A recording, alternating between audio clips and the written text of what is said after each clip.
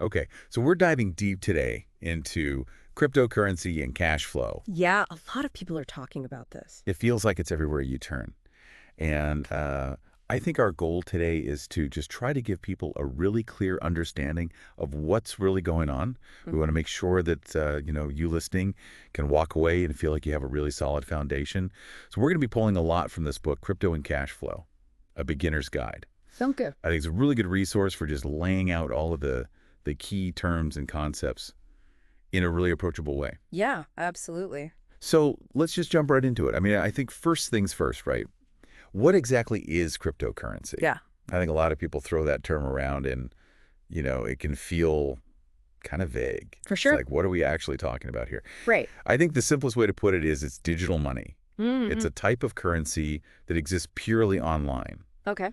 And it uses this thing called cryptography, which is basically just like a fancy way of saying, secret coding, basically. Yeah. Right. To secure transactions and to make sure that nobody can, tamper with things. So it's digital cash. Yeah, exactly. But there are a lot of differences, obviously, Right. between cryptocurrency and the US dollar. Yeah. Or the euro. Right. Or any fiat currency. And I think one of the biggest differences is this whole idea of decentralization. Right. Which, I know we're going to get into, but it's like really the heart of what makes cryptocurrency different. Exactly. Because, the traditional currencies we're used to, like, our dollars or euros, those are all controlled by, central banks. Right. Governments have a lot of control over them. But with cryptocurrency, it's all about operating on these decentralized networks. Yeah, so no single entity controls cryptocurrency. Right. So you don't have the government, you don't have a bank. Yeah. And that's what blockchain technology is all about. And that's the big, big difference. And I guess that's a good segue then, right? We keep saying blockchain. Yeah. But I think it would be helpful to actually kind of break that down and say, okay, what exactly is this blockchain thing Right. that we keep hearing about? So imagine a digital ledger, Okay. a record that keeps track of every transaction. And it's not stored in one place. Okay. It's distributed across a network of computers. Got it. So it's like a shared record. So it's not like one central database that somebody's controlling. No, exactly. Exactly. They kind of spread out. Yeah. But- And that's what makes it so secure and so transparent. So help me understand this then. I mean, if it's spread out across all these different computers, how do you actually add to it? Yeah. Like, what does it actually look like to add information to the blockchain? So you have these blocks. Okay. And each block contains a list of transactions. And these blocks, they're added to the chain chronologically. Okay. So it's like a chain of blocks. So it's like each block is like a page in the ledger. Yeah. And then as more transactions happen, you add a new page. A new page, yeah. And it just keeps growing. Exactly. Okay. And the key thing here is that once a block is added to the chain, it's very, very difficult to change it. Right, because it's not just one place you have to go and change it. Exactly. It's on all these different computers. You'd have to change it on every single computer on the network. Yeah. Which is practically impossible. So it's like this built-in security measure Yeah. because it's so spread out and so difficult to tamper with. Exactly. Okay, I think that makes sense. Okay, good. I mean, it still sounds a little bit, sci-fi to me. Sure. But I think I get the general idea. Yeah. So we've talked about cryptocurrency as like this digital money, and we've talked about blockchain as like this way of recording transactions. Right. I think it's important to remember that blockchain itself isn't just about money. Absolutely. It's not limited to just cryptocurrencies. Yeah. I mean, you can apply blockchain to pretty much any industry. It seems like, the guide mentions all these crazy examples of how blockchain could potentially change things. It's a game changer. Like supply chain management. Yeah. You could track goods from, where they're manufactured all the way to the consumer. Yeah. And it could help prevent counterfeiting and, make sure that things are actually ethically sourced. Right. And then they talk about voting, like using blockchain to, make elections more secure and transparent. Yeah. I mean, healthcare, managing patient records securely. Right. So it's really not just about, Bitcoin going up and down. No, it's much bigger than that. Yeah. It has the potential to change pretty much every aspect of our lives. I mean, it feels like if the internet revolutionized how we share information, blockchain's going to revolutionize how we how we exchange value, Exactly. or how we like verify that something's actually real, because it's all there on this permanent record. Yeah. So it's pretty mind-blowing. Okay, so we've got this kind of like foundational understanding, I think, Yeah. of cryptocurrency and blockchain. Now, the guide kind of breaks down all these different types of digital assets. Right. And I think this is where it starts to get a little bit, I don't know, a little bit confusing for people. Yeah. Because it's like, okay, we've got cryptocurrency, Right. but then we've got all these other things that are, related. Right. So let's kind of break those down. So first we have the obvious one, right? Cryptocurrencies themselves. Right. The guide mentions Bitcoin, Ethereum, Litecoin. I mean, those are the big ones Yeah. that most people have heard of. Right. And these are basically just, digital currencies that you can use to, like, buy things. Exactly. They're a medium of exchange, Oh, like sorry. traditional currencies. Yeah. You can use them to buy goods and services. So it's like having, dollars in your bank account, but it's Bitcoin in your digital wallet. Exactly. Exactly. Yeah. But it's decentralized. Right. That's the key difference. Okay. So then we've got these things called tokens. Yes. Now, the guide explains that these are built on top of existing blockchains. Like, a lot of them are built on Ethereum, Right. and they can represent, like, all sorts of different things. Yeah. They're not necessarily currencies themselves. So we've got utility tokens, which might give you access to, like, a specific service or a product within a certain ecosystem. Right. And then we've got security tokens, which are basically like digital representations of ownership. Okay. So, like, it could be like a share at a company. Exactly. It's a token on a blockchain. Right. So it's like a digital stock certificate. Yeah. But instead of being, on a piece of paper, it's on the blockchain. Okay. So it's much more secure Got it. and much easier to transfer. So it's interesting. It's like they took these concepts that we're used to in the traditional financial world, Right. and they kind of said, okay, how can we do this on a blockchain? Okay. And then we've got stable coins. Yes.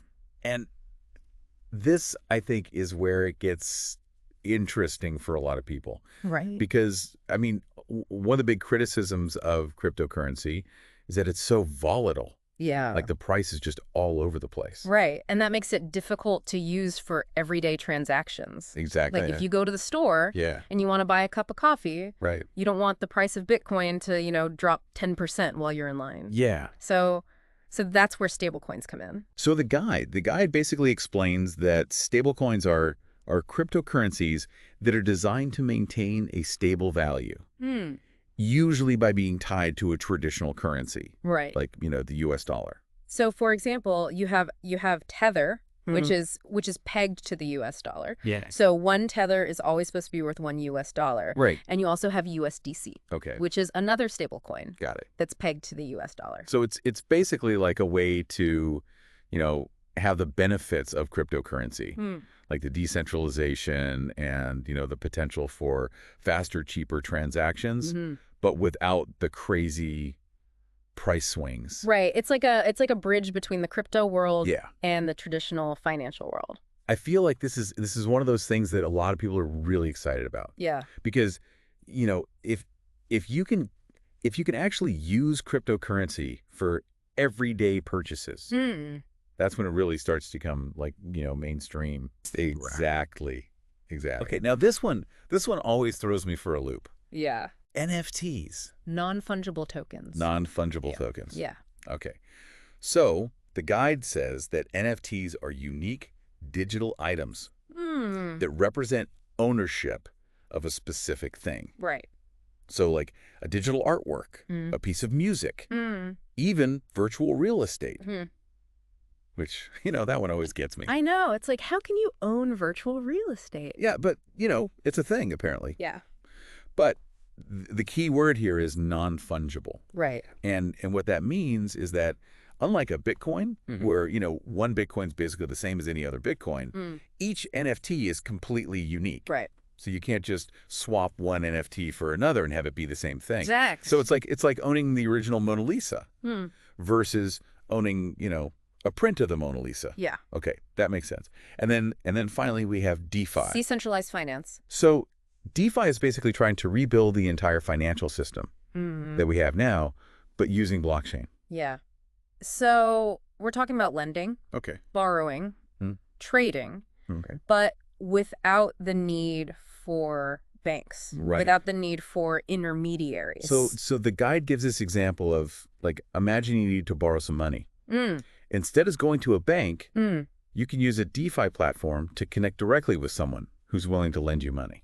right. And the whole thing is managed by smart contracts on a blockchain. Mm, So there's no bank in the middle exactly. taking a cut. And it's all transparent Yeah. and it's all automated. Okay, so I feel like we've done a pretty good job of laying out, what cryptocurrency is, Right. Mm, what blockchain is, right. the different types of digital assets. Mm-hmm. Let's get to the part that I think a lot of people are probably most interested in. Yeah. How do you actually make money with this stuff? Because, everyone's hearing about people making, huge profits in the crypto world. Mm. So the guide lays out a few different methods. Okay. So let's talk about those. Yeah, let's do it. So the first one, I think the most straightforward, is investing. Right. So basically, you're buying and holding cryptocurrencies Mm-hmm. like Bitcoin or Ethereum, Mm-hmm. hoping that their value is going to increase over the long term. Right. And this is something that the guide, emphasizes. Mhm. It requires patience. Yeah. It requires a strong stomach Right. because the market can be really volatile. Exactly. It's not for the faint of heart. No. So then there's trading, Mm. which is more about actively buying and selling, Right. trying to, time the market, buy low, sell high. Mm. And this is where, it gets a lot riskier, Yeah. right? Much higher risk. Because you really need to understand the market trends. Exactly. And you need to have a good sense of, when to buy and when to sell, Right. which is obviously, easier said than done. And it's easier said than done. So then we get into staking. Okay. Now, this one is a little bit, I don't know, a little bit more complex to explain. Sure. But basically, it's like you're locking up some of your crypto Mm. to help support the operation of the network. Right. And in return, you earn rewards. Yeah. So it's kind of like earning interest on your savings account. So these blockchains, they need to reach an agreement on which transactions are valid. Hmm. And staking is a way to participate in this agreement process. Okay. And you earn rewards for doing so. So it's like you're helping to secure the network Hmm. and you're getting paid for it. Exactly. Okay. So, and then we get into DeFi again. Yeah. With this thing called yield farming. Yeah. So this one is a little bit more advanced, but essentially it's about, using your crypto to earn passive income. Okay. So you might lend out your crypto to earn interest, Mm. or you might provide liquidity to decentralized exchanges, Right. and you earn a share of the fees that they generate. Yeah. So it's like putting your money to work for you, Hmm.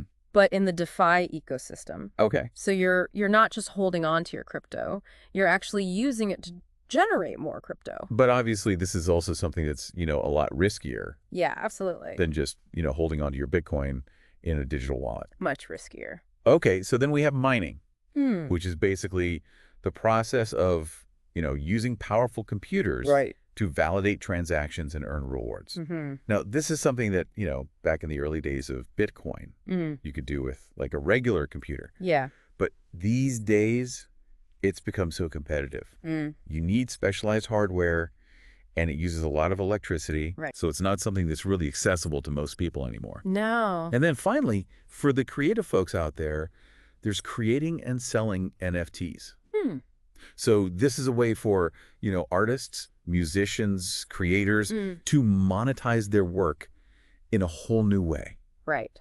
It's really interesting. Very interesting. But obviously it's also, a very new market, Mm. and there's no guarantee of success. Right. Okay, so we've talked about all these ways to potentially make money with crypto. Mm. I think it's really important to emphasize, Mm. and the guide does this as well, Mm. that the crypto market is extremely volatile. Yeah. It's incredibly unpredictable. It is. And you should never invest more than you can afford to lose, Absolutely. because you could lose it all. Yeah. So it's really important to go into this with your eyes wide open. Be cautious. Okay, so we've talked about the potential rewards. Mm-hmm. Now let's talk about the risks, because it's not all sunshine and rainbows in the crypto world. No. There are some very real challenges and risks. Absolutely. So the guide lays these out. Okay. So first and foremost, I mean, we've already talked about this, but volatility, Hmm. these rapid, often unpredictable price swings. Yeah. I mean, you can see Bitcoin go up 20% one day Right. and then down 15% the next. And that can happen really quickly. Very quickly. And it could be driven by all sorts of things. It could be, news about regulations. Right. It could be just, general market sentiment. It could be rumors. It could be whales manipulating the market. Yeah. There are a lot of factors that can influence the price. Okay, so volatility is definitely a big one. Yeah. Then there's regulation, Hmm. which is, still very much in flux. Right. Governments around the world are trying to figure out Hmm. how to deal with this new asset class. Hmm. And any new rules that they put in place could have a huge impact on the market. Exactly. So it's something to keep an eye on, for sure. Definitely. Okay, security. Hmm. Now, this is a big one Yeah. because, while the underlying blockchain technology is generally very secure, the exchanges where you buy and sell crypto Right. and the digital wallets where you store your crypto Hmm. can be vulnerable to hacking. Yeah. We've seen a lot of high-profile hacks Right. of exchanges and wallets. Where people have lost, millions of dollars. Yeah. So it's really important to be careful about, how you're storing your crypto. Absolutely. Make sure you're using a reputable exchange. Make sure you're using a secure wallet and use strong passwords and two-factor authentication. Yeah, those are essential Yeah. if you want to keep your crypto safe. Okay. So scams. Sadly, the crypto world attracts a lot of scammers. Yeah, it's like the Wild West out there. Yeah. You really need to be careful. So the guide talks about fake ICOs, initial coin offerings, Yeah. which are, a way for new projects to raise money. Right. But there are a lot of scams out there. There are also phishing attempts Right. where people are trying to, trick you Yeah. into giving them your private keys. Mhm. So it's really important to be skeptical, to do your research. Yeah. Don't just trust anyone who promises you, huge returns. If it sounds too good to be true, Yeah. it probably is. And then finally, there's the environmental impact, Mm. which is something that's, becoming increasingly important Right. to a lot of people. Some cryptocurrencies, like Bitcoin, Mm. use a lot of energy for mining. Yeah. The mining process requires a lot of computing power, Right. which means a lot of electricity.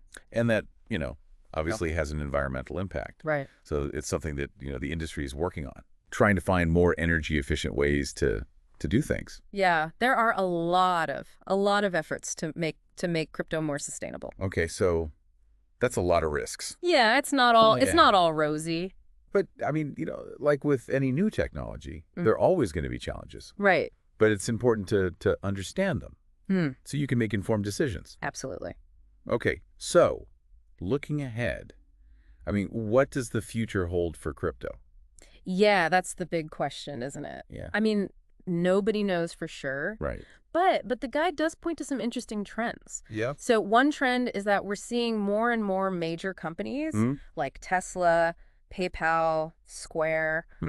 They're starting to accept cryptocurrencies. Yeah. They're starting to integrate crypto into their businesses. And that's a pretty big deal, Right. right? Because it means that crypto's becoming more mainstream. Exactly. It's not just this, niche thing anymore. Right. It's becoming more widely accepted. Mm-hmm. And then there's the idea of central bank digital currencies. Or CBDCs. CBDCs, yeah. Which is really interesting. Yeah, it's like governments are saying, okay, well, maybe we need to get in on this too. Right. If we can't beat them, join them. Yeah. So central banks around the world, they're exploring the idea of creating their own digital currencies. So instead of having, physical cash, you'd have, digital dollars or digital euros. Right. Backed by the central bank. Right. Which is a huge shift. Yeah. I mean, that could potentially change, the entire financial system. And then the guide talks about Web3, which is this futuristic vision of a decentralized internet powered by blockchain. Right.